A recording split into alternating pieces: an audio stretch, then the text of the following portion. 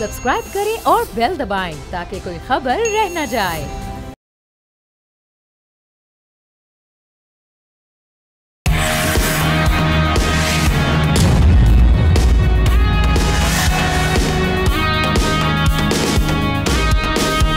अस्सलामुअलैकुम नाजरीन, आप देख रहे हैं न्यूज़ पंच। मैं हूं आमना खटाना। आज प्रोग्राम में मैं पैनलिस्ट का पहले तारुफ करवा देती हूं। हमारे साथ नज़ीर लगारी साहब कराची स्टूडियोज़ में मौजूद हैं। इस्लामाबाद से एहतशामुल हक साहब हमें ज्वाइन कर रहे हैं वीडियो लिंक के ज़रिए। डॉक्टर दानिश हमारे साथ है और शहजादा जुल्फ़िकार साहब कोयटा से वीडियो लिंक के ज़रिए हमारा साथ दे रहे हैं। आप तमाम का बेहद शुक्रिया।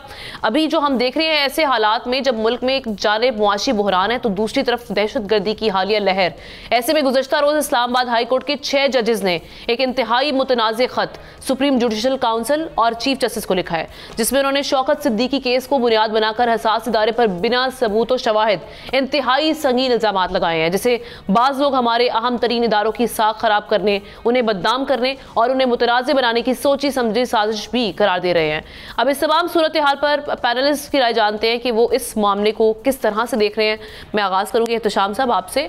एहतशाम साहब, बड़े ही संगीन नौयत के इल्जामात हैं और ये बड़ा ही एक हसास टॉपिक भी है। इस मामले की हसासियत को देखते हुए जिस तरह से ये बातें भी आ रही है कि इसकी एक जुडिशल जो इंक्वायरी, ओपन कोर्ट इंक्वायरी का भी एक इस हवाले से एक हम देख रहे हैं कि दरख्वास्त भी दायर कर दी गई है, आईनी दरख्वास्त इस्लामाबाद हाई कोर्ट में। तो सर, ये सारी सिचुएशन को देख कैसे रहे, एनालाइज कैसे करेंगे आप?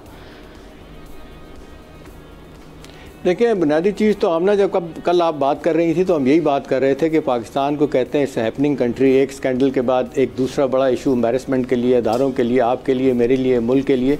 तो आज देख लें, कल कुछ बात हो रही थी और आज आपने देखा कि एक नया मामला अदालत के हवाले से आ गया।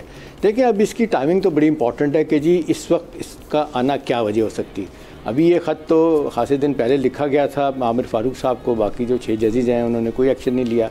बाय द वे, इसको देखा जाए तो उसके बाद फिर ये 1 साल की कहानी है।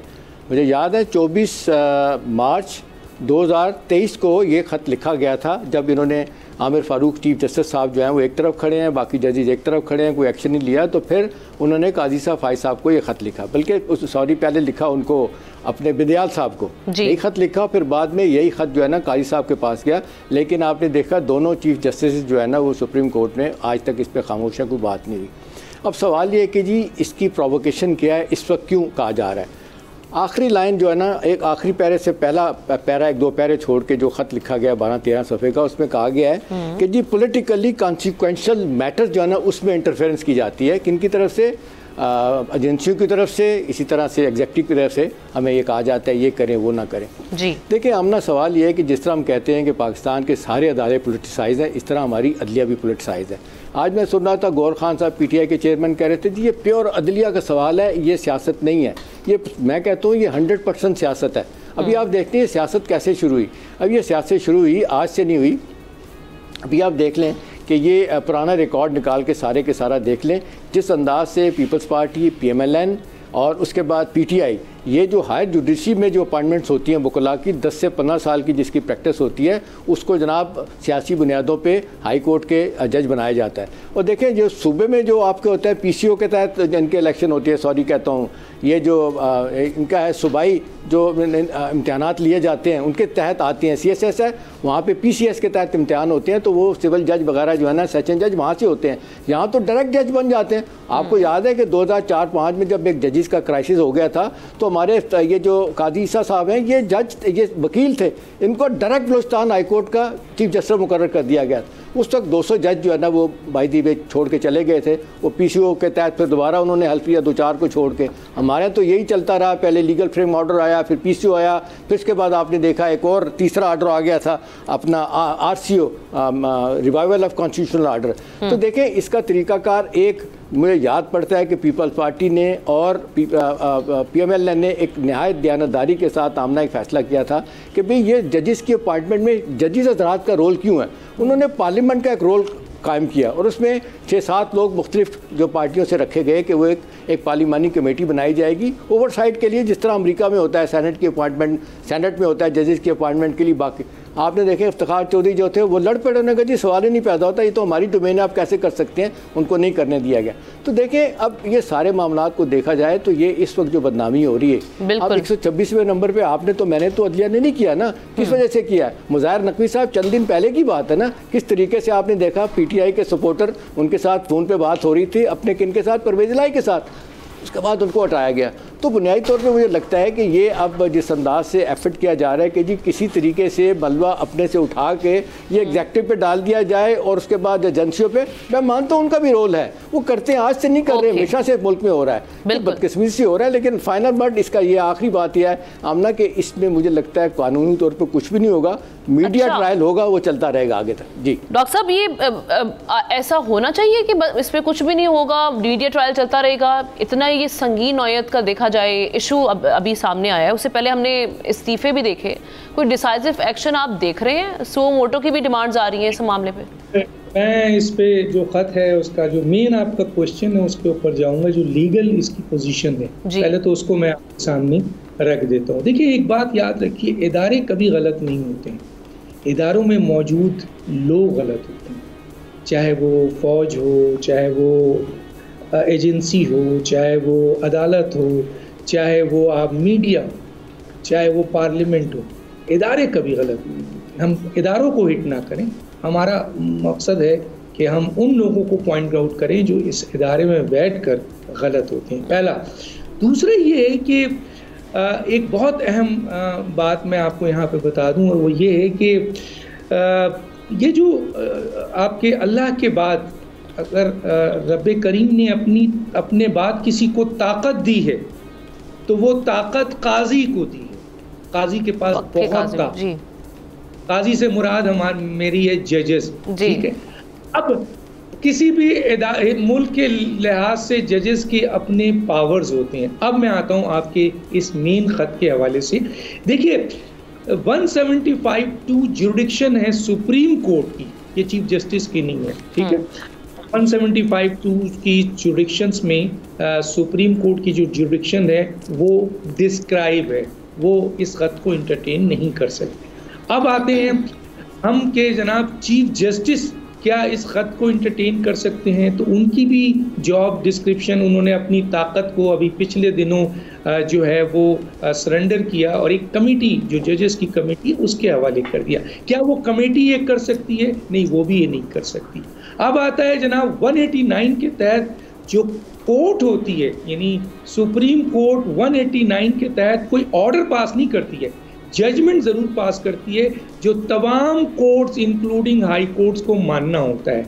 अब आइए 209 जो है वो सुप्रीम जुडिशियल काउंसिल है जो डिस्क्राइब है कि यहाँ पर केस जो है वो एक आम आदमी भी ले जा सकता है, रियासत भी ले जा सकती है, हुकूमत भी ले जा सकती है, लेकिन जजेस के कंडक्ट के खिलाफ, जजेस के आपके तर्ज़े जो उनका जो उनकी तर्ज़े ज़िंदगी है या जो भी उनकी कंडक्ट है या जो भी उनकी करप्शंस है उसके खिलाफ जो है वो सुप्रीम जुडिशियल काउंसिल में जाया जा सकता है। अब इस खत सुप्रीम कोर्ट को लिखना और कन्वेंशन का कहना, देखें न, इस हाई कोर्ट्स इंडिपेंडेंट है, हाई कोर्ट सुप्रीम के अंडर में नहीं है। एडमिनिस्ट्रेटिवली अगर किसी जज को या एक जज हो या 6 जज हो उनको अगर कोई शिकायत है तो वो जाएंगे एडमिनिस्ट्रेटिवली इस्लामाबाद हाई कोर्ट या किसी भी हाई कोर्ट के चीफ जस्टिस के पास और उनसे ये शिकायत करेंगे और उनको ये खत लिखेंगे और एक रेफरेंस फुल कोर्ट मांगेंगे जहां बैठकर ये डिसाइड करेंगे कि उनको इस किस्म के मसाइल पेश आ रहे हैं। तो चुनांचे ये जो खत है उसकी कानूनी और आईनी हैसियत जो है वो क्वेश्चन मार्क है। मैं पाकिस्तान के कानून और आइन का, यानी हलफ में लिखा हुआ है कि मैं आइन पाकिस्तान और कानून का पर वो पाबंद रहूँगा और अपनी ड्यूटीज़ ऑनेस्टी से अदा करूँगा। और उसके बाद उन्होंने जो लिखा है उसके बाद इनको आगे नहीं जाना चाहिए, न किसी से डरना चाहिए। In all circumstances do right to all manners of people according to the law without fear और फेवर, अफेक्शन और इल विल। तो देखिए अदालत को अगर कोई थ्रेट देता है तो देने दे, आपको क्या डर है? आप फैसले ईमानदारी से करें। बिल्कुल ठीक है।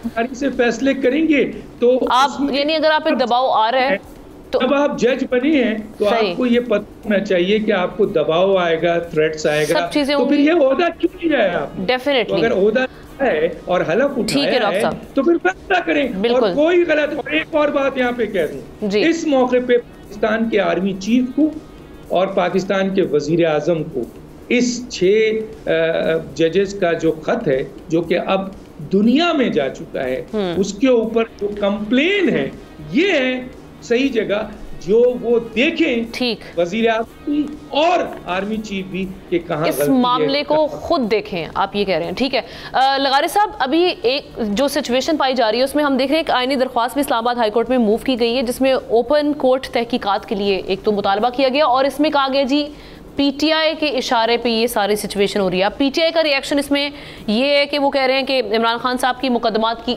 इस खत के बाद कोई हैसियत नहीं रहती, फौरी तौर पे उनको रिहा किया जाए, री डिमांड। ये दो चीज़ें सामने हैं, किस तरह से देख रहे हैं? जी बिल्कुल यही है, एक पोलराइज्ड जुडिशरी जो है, जिस तरह सोसाइटी पोलराइज्ड है इसी तरह जुडिशरी पोलराइज्ड है। ये कन्विक्शन नहीं बोल रहा है, ये पारसाई नहीं बोल रही है, ये बहुत आला दर्जे की नेक नियति नहीं बोल रही है। मैंने इस खबर को टाइम्स ऑफ इंडिया में पढ़ा है, मैंने हिंदुस्तान टाइम्स में पढ़ा है, मैंने वहाँ के अखबारों में पढ़ा है और वहाँ के अखबारों के जो अखबार खबर बनाते वक्त जो चीज़ें इस्तेमाल होती हैं वो भी देखी हैं मैंने। मतलब ये अगर आपका काम, जैसे डॉक्टर दानिश साहब ने कहा, आप अपना हाल पढ़ें, हाल पढ़ने के बाद आप जाएं अपने फैसले लिखें।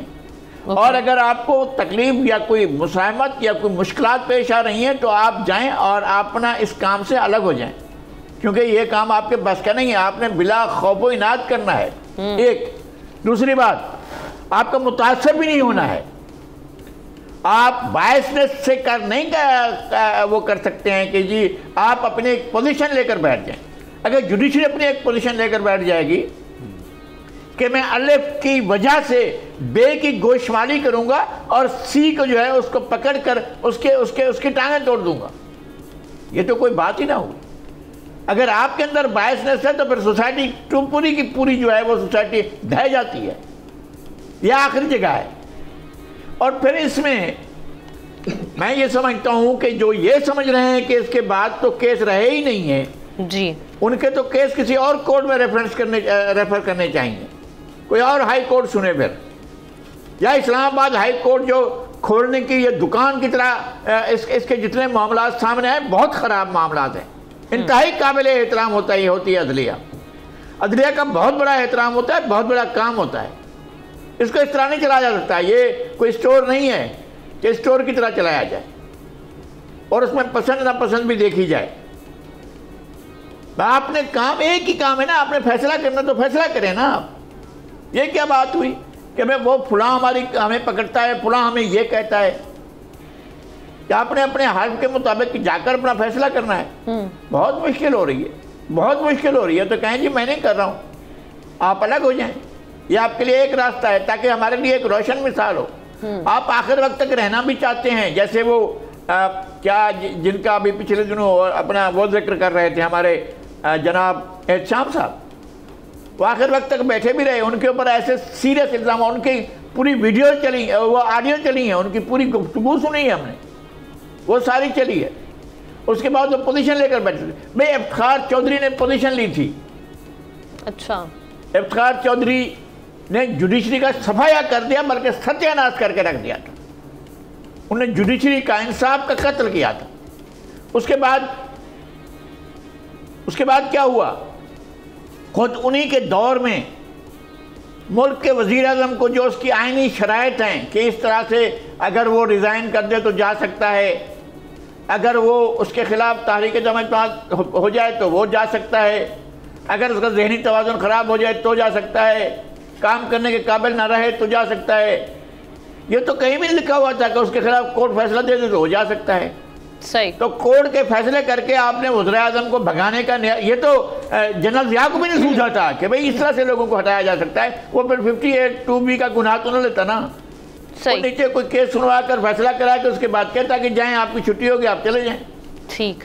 और ये भी है कि आइन के तहत वज़ीर आज़म को भी और सदर को भी इम्यूनिटी हासिल है। तो उनको ये हासिल है, उसके बावजूद आपने उनको नाअहल करार दे दिया। ये कैसे हो सकता था? इफ्तिखार चौधरी साहब के दौर में और आसिफ सईद खोसा साहब जो हैं वो अपना मारियो पुज़ो का नावल पढ़ते थे। यार खुदा का खौफ करें, आप अदालत हैं। हसरत सईद साहब वो भी नावल पढ़ते थे और नावल को फिर कोट भी करते थे नावल को। चले लगारी साहब, आपका पॉइंट आ चुका है। ब्रेक, उसके बाद हम शहजादा जुल्फ़िकार साहब का इस मामले पे उनका टेक लेंगे एक ब्रेक के बाद।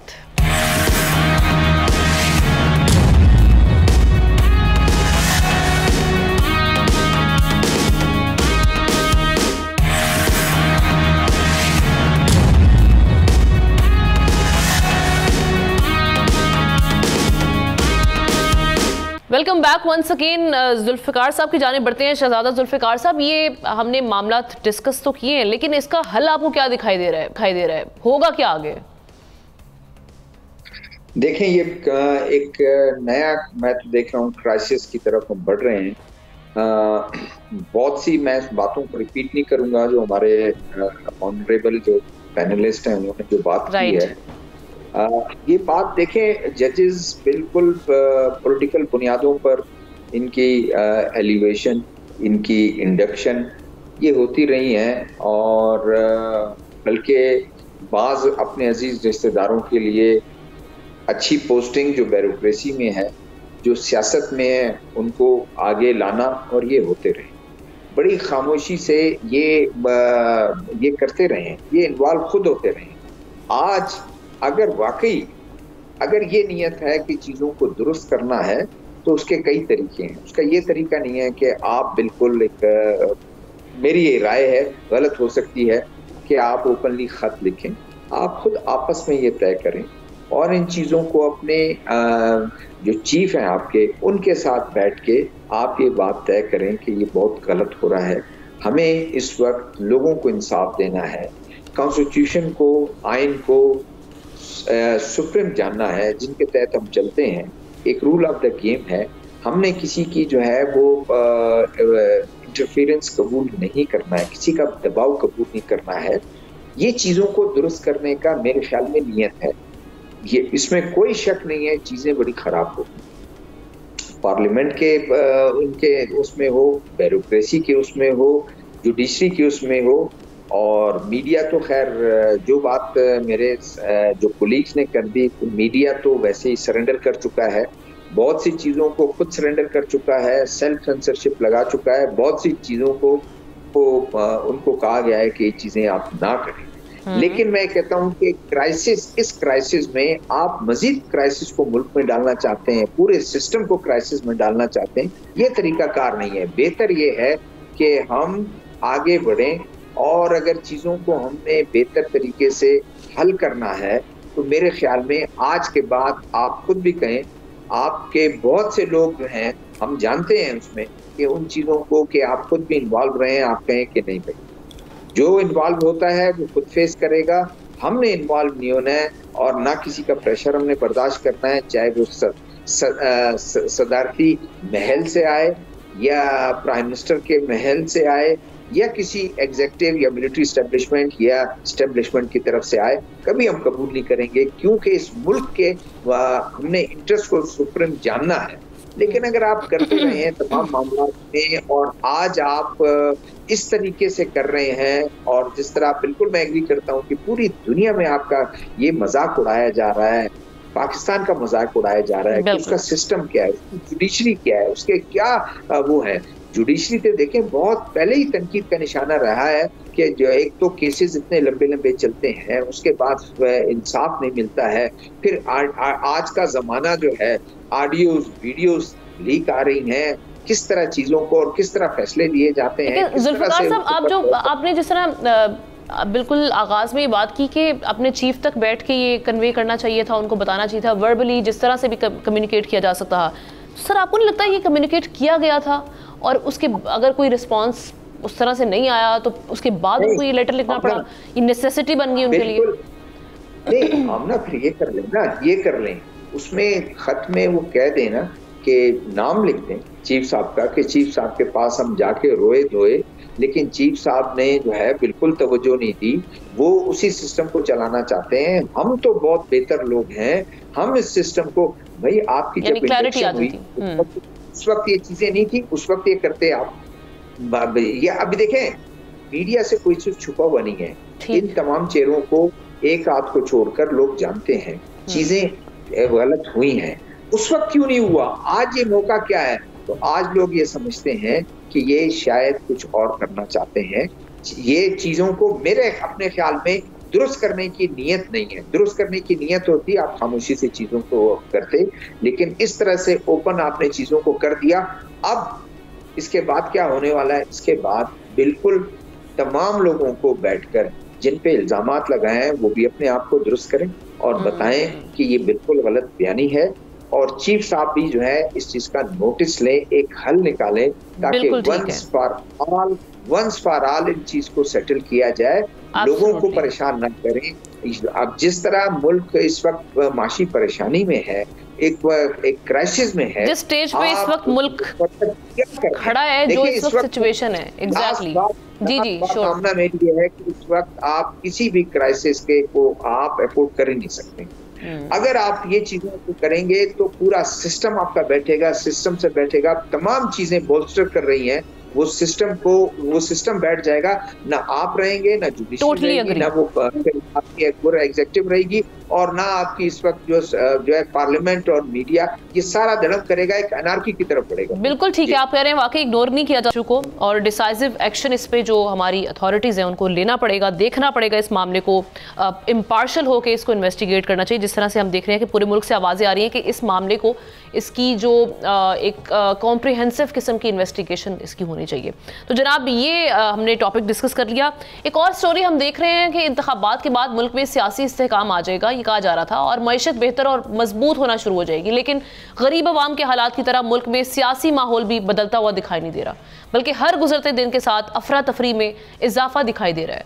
चेयरमैन पीटीआई बैरिस्टर गौहर ने कहा है कि बानी पीटीआई की जिंदगी को खतरात लाहक हैं, इसीलिए उन्होंने 3 नाम बताए हैं, जबकि हम बानी पीटीआई की रिहाई के लिए खैबर पख्तूनख्वा में कैदी नंबर 804 के नाम से बड़ा जलसा करने भी जा रहे हैं। फिर बुशरा बीबी का भी कहना है कि अगर बानी पीटीआई को कुछ हुआ तो इसकी जिम्मेदारी एस्टैब्लिशमेंट पर आयद होगी, जबकि इस्लामाबाद हाई कोर्ट ने पीटीआई को इस्लामाबाद में जलसे की इजाजत दे दी है। Chief justice Islamabad high court ने कहा है कि किसी का राइट ऑफ असेंबली नहीं छीना जा सकता, जलसे सबने किए हैं। दूसरी जानिब JUI फे के सरबराह मौलाना फजलुर रहमान भी एक्टिव हुए हैं। उन्होंने कहा कि हम ज़िमनी इंतखाबात का बॉयकॉट करेंगे, इंतखाबी धांधली के खिलाफ 25 अप्रैल को बलूचिस्तान से तहरीक का आगाज़ किया जाएगा।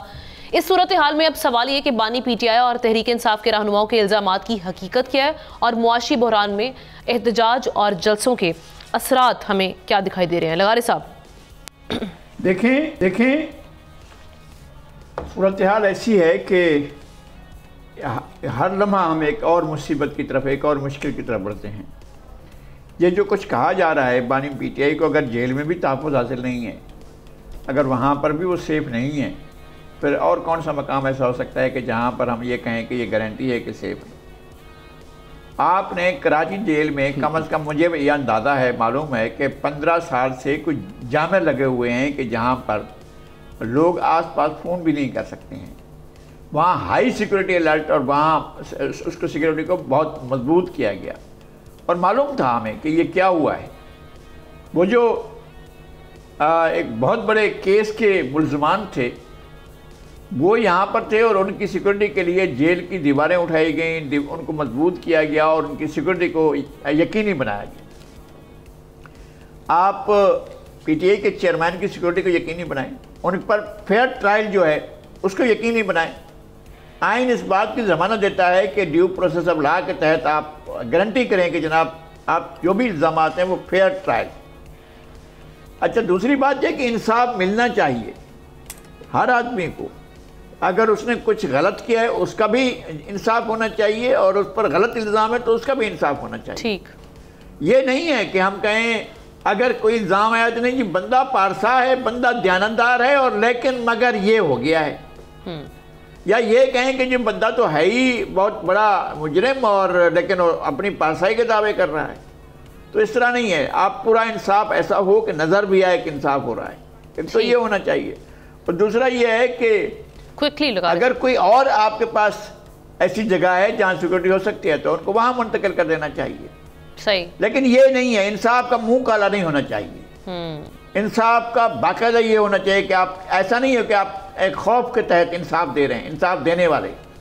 और मेरा ये मुतालबा है कि जनाब इमरान खान साहब के मुकदमात को किसी और कोर्ट की तरफ मुंतकिल कर दिया जाए, क्योंकि इस्लामाबाद हाई कोर्ट ने अपनी पोजीशन को खुद मुतनाज़ बना लिया है। वो लाहौर हाई कोर्ट की तरफ आप शिफ्ट करना चाहें तो वहाँ कर दें, आप किसी और कोर्ट में मुंतकिल करना चाहें तो वहाँ कर दें, अगर किसी और जगह पर देखें उनके वकला तय करें। लेकिन ये कि ये अब ये इस तरह से नहीं चलेगी। चलें एहतशाम साहब, एक तो राना साहब का और मरियम औरंगजेब साहिबा का नाम उनकी जानिब से कहा जा रहा है कि ऐसे सख्त किस्म के स्टेटमेंट पानी पीटीआई की जान को लेकर उन्होंने कहा कि जी वो दिए गए हैं, इसलिए ख़तरात भी लाहक हैं।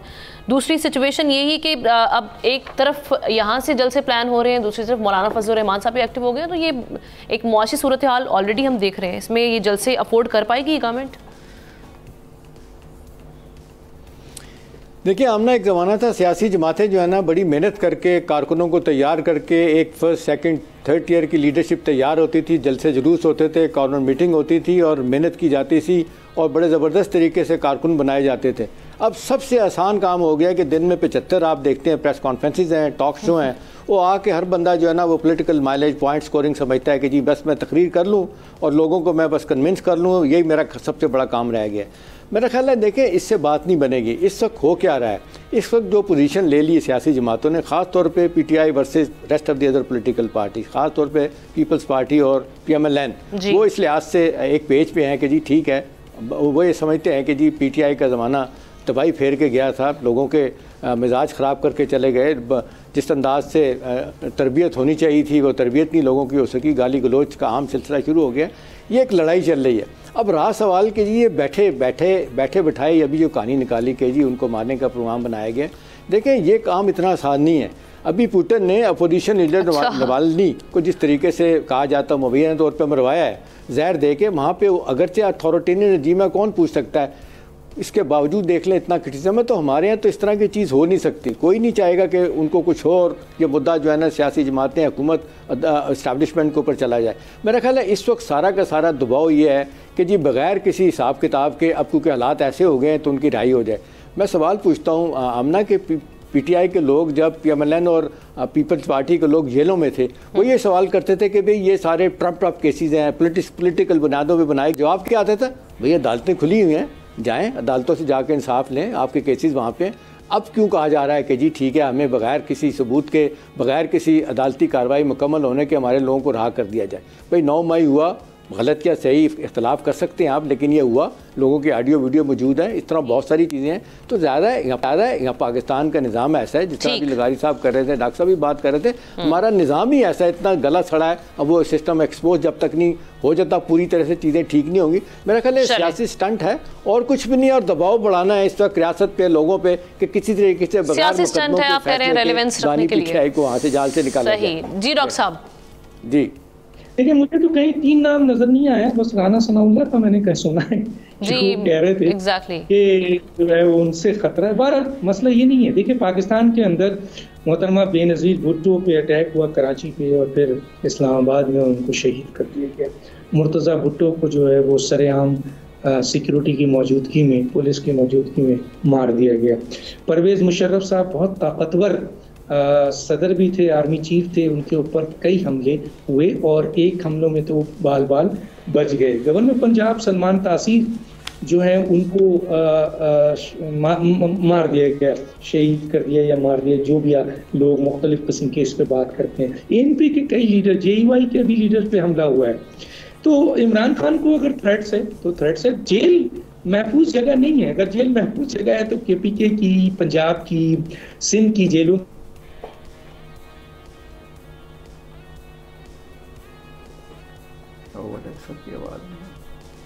बिल्कुल, अगर उनके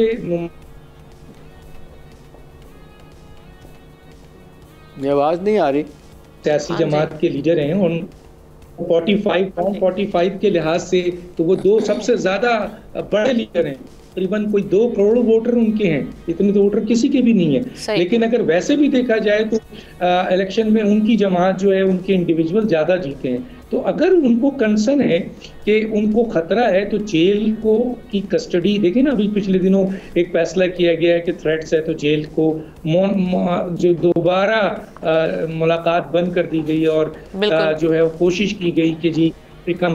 तो अगर उनको ये कंसर्न है और वो एक पार्टी के लीडर हैं और अवाम में मकबूल तरीन लीडर हैं, चाहे उन्होंने 50,000 गलत काम किए हों, अभी तो एक केस में उनको सजा हुई है, कई केसेस उनके ऊपर हैं, तो उस सूरत हाल में पाकिस्तान की रियासत और हुकूमत का ये फर्ज है कि उनको तहफ़्फ़ुज़ फराहम करें और उनको अगर कोई मिलता है और कोई चीज़ है तो उसको रेक्टिफाई करें। ये कोई बड़ी बात नहीं है और ये होता रहा है, ये नहीं है कि इन्होंने दावा किया। मैंने अभी थोड़ी सी हिस्ट्री आपको बताई है, अभी और हिस्ट्री है क्योंकि वक्त होता नहीं है, आप जी कह देती हैं तो मुझे पता है, लेकिन जनाब बात ये क्या करें, लेकिन मैं तो मेरी एक गुजारिश है, मकबूल तरीन नहीं है, बाकी ठीक है, बाकी आज तमाम बातें ठीक है लेकिन मकबूल तरीन नहीं है, ये मैं नहीं मानता। चले लगारी साहब, ये आपका ओपिनियन है, आपका डिसएग्री करना हमारा जी आपका अपना था, आपका भी अपना है, आपने बिल्कुल दिया, आपकी राय है, मैं आपकी राय का एहतराम करता हूँ, मैं आपकी राय का एहतराम करता हूँ।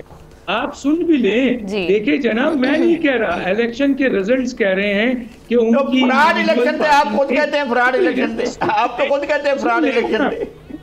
तो नहीं करना चाहिए, सच बोलना चाहिए। मैं तो दलाइल दे रहा हूँ ना, मैं तो दलाइल, अगर दलाइल गलत है तो फॉर्म 45 के लिहाज से वो सबसे ज्यादा मकबूल है। ठीक है, 2018 में उनको 1 करोड़ पे अब बोलने दीजिए मुझे, अब मुझे बोलने दीजिए, नहीं बोलने देना है, उन्होंने बोला है तो जवाब तो देने दे, और जवाब हो तो दलाइल के बुनियाद पे दलाइल, कानून की बुनियाद पे कानून, आइन की बुनियाद पे आइन। ऐसे नहीं कि मैं जी नहीं हम नहीं मानो भाई, तुम नहीं मानो, दुनिया नहीं मानती, लेकिन दुनिया तो जानती है ना कि इलेक्शन में रिजल्ट क्या थे, किसको रिजल्ट मिला है। इसके बावजूद के इतने बुरे हालात के बावजूद सबसे ज्यादा सीटें उनकी थी पार्लियामेंट में, या नहीं है? आपने तो जोड़ तोड़ पकड़ तकड़ कर अपनी सीटें बढ़ाई हैं, तो उनके वो मकबूल तरीन हुए ही नहीं हुए, वो जेल में बैठे हैं और उनकी पार्टी तक और उसके बाद 14 दर्जे के इंडिविजुअल इलेक्शन लड़ते हैं और वो सबसे ज्यादा बड़ी जमात बिल्कुल ठीक है जाते हैं। ये दलाइल नहीं है क्या? ये दलाइल नहीं है। तो कहने का मतलब ये है कि ये सूरत हाल है, और जुडिशियल कमीशन का बात कर रहे हैं, करने दें, उनका राइट है, हक है, वो अपोजिशन लीडर हो, वो जेल में मौजूद एक आदमी अगर सजा याफ्ता है उसका भी राइट्स है, कानून ने और आइन ने उसको भी राइट्स दिया है। मुल्क और आइन फर्ज है कि वो तहफ़्फ़ुज़। और मैं एक बात बता दूं, अपोज करें तो दलाइल से करें, अपोज करें तो आइन और कानून लेके आए, फिगर्स लेके आए और रेफरेंस दे मुझे कि यहाँ का रेफरेंस है, तो फिर तो चीज है। बाकी रही बात कि मेरा अपना पॉइंट ऑफ व्यू है, वो गलत हो सकता है, वो सही हो सकता है, जरूर मेरा भी पॉइंट ऑफ व्यू था।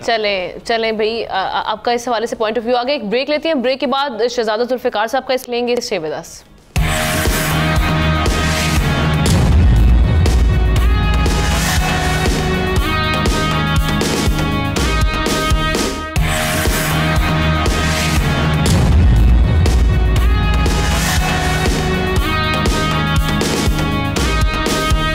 Welcome back once again. जिस तरह से हम बात कर रहे थे स्टोरी पर कि जो बानी पीटीआई की जान को ख़तरात को लेकर कहा जा रहा है, पीटीआई की जानिब से बारहा अपने तहफ़्फ़ुज़ात पेश किए जा रहे हैं, तो जनाब इस हवाले से एहतजाज भी अब प्लान किया जा रहा है। दूसरी जानिब मौलाना फजल रहमान साहब भी एहतजाज प्लान कर रहे हैं इंतखाबात में मुबैना धांधली को लेकर। इस मामला को किस तरह से देख रहे हैं जुल्फ़िकार साहब? आप हमारे दूसरे पैनलिस्ट से इत्तफाक करेंगे? पहले तो मुझे बताएं इतना टाइम मुझे मिलेगा? सर आपको टाइम मिलेगा यकीनन, इसलिए हम आपकी जाने पाए हैं। सर आप बात करें। बहुत शुक्रिया, इसलिए कि बाज़ औक़ात वो काफ़ी प्रोटेस्ट भी हो जाता है कि टाइम ज़्यादा और कम पे। देखें बात यह है कि जो बात ज़ाहिर है, कोई भी शख्स हो, इमरान खान हो, बानी पीटीआई हो, कोई दूसरे हो, उनको जेल के अंदर प्रोटेक्शन, जेल से बाहर प्रोटेक्शन जो है ये आईनी हक है कि गवर्नमेंट उसको दे।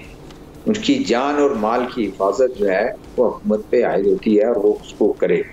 और जहाँ सेंसिटिव इतना केस उनका है और ज़ाहिर है वो लीडर हैं और एक हल्के में वो पॉपुलर हैं, एक हल्के में वो हैं पॉपुलर, और उनकी असम्बली में उनकी पार्टी की नुमाइंदगी भी है और अच्छी खासी नुमाइंदगी है।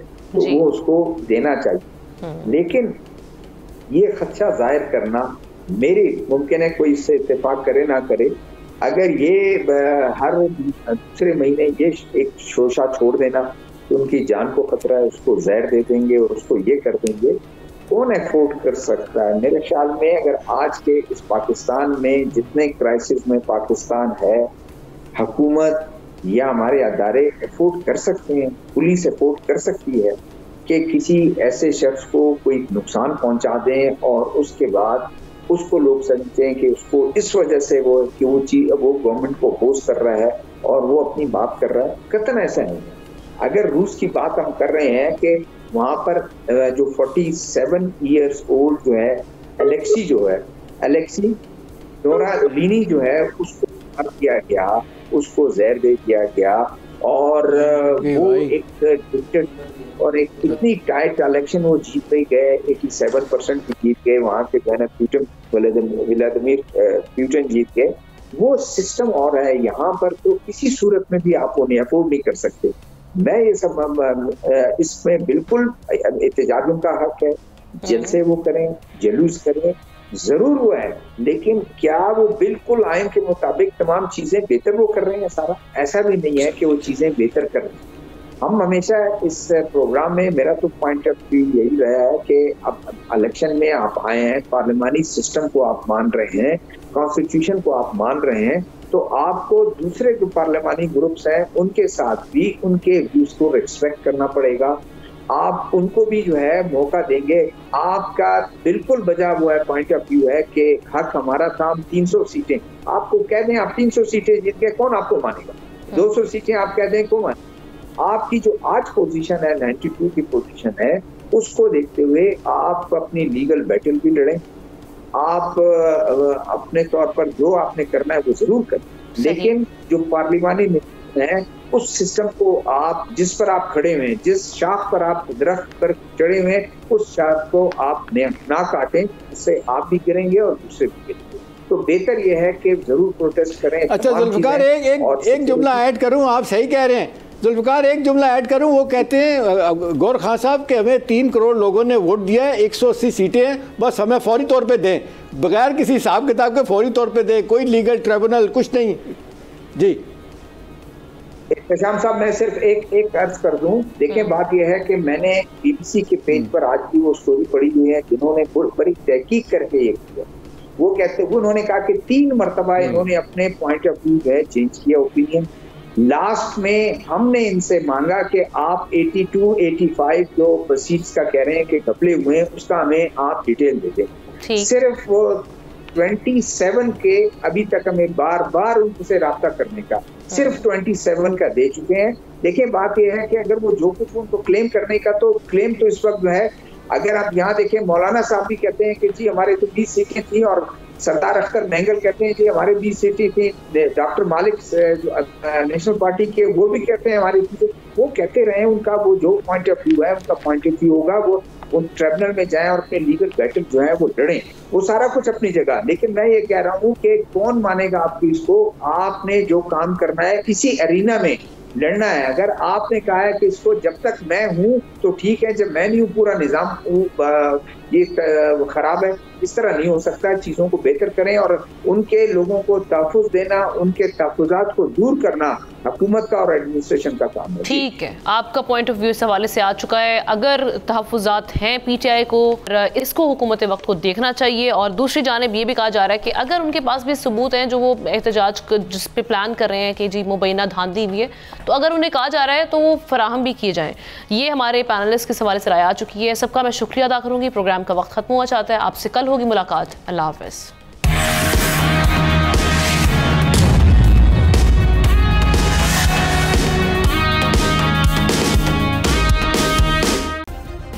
सब्सक्राइब करें और बेल दबाएं ताकि कोई खबर रह न जाए।